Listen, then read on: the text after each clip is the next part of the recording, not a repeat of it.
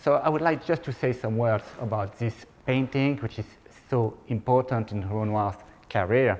Indeed, it's not a big size painting, it's a small one or a medium size one, as Renoir wanted to sell them to collectors.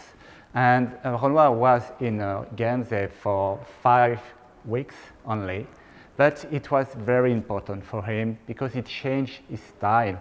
And then he was very happy to paint landscapes with nudes. Nudes and basses was something he was very surprised to see when he arrived in Guernsey. He was a little shocked by what he saw, and he decided to make 15 paintings about the landscapes and the basses. So he made a new style with the nudes, and in the paintings you just cried.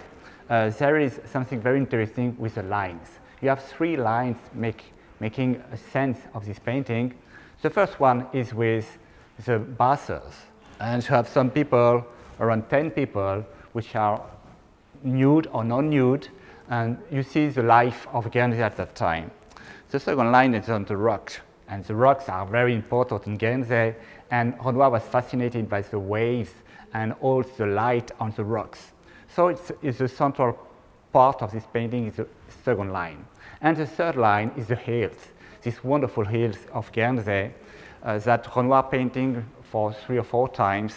And he made a lot of landscapes with hills. This small series of 15 paintings was a very interesting point in Renoir's career, because he was hesitating between portraits and landscapes.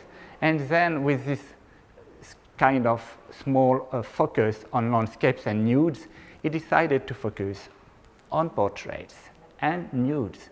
So in the late 19th century, Renoir made a new style because he went to Guernsey, and his interest in portraits was also focused with his mistress, Aline Charigot, who was with him in Guernsey.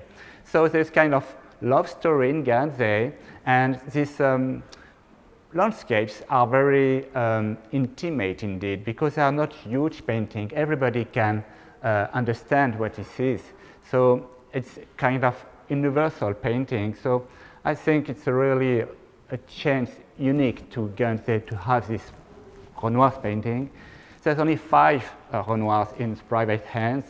The other ones are in Metropolitan of New York, National Gallery of London, or also in Musée d'Orsay. So you have a really masterpiece.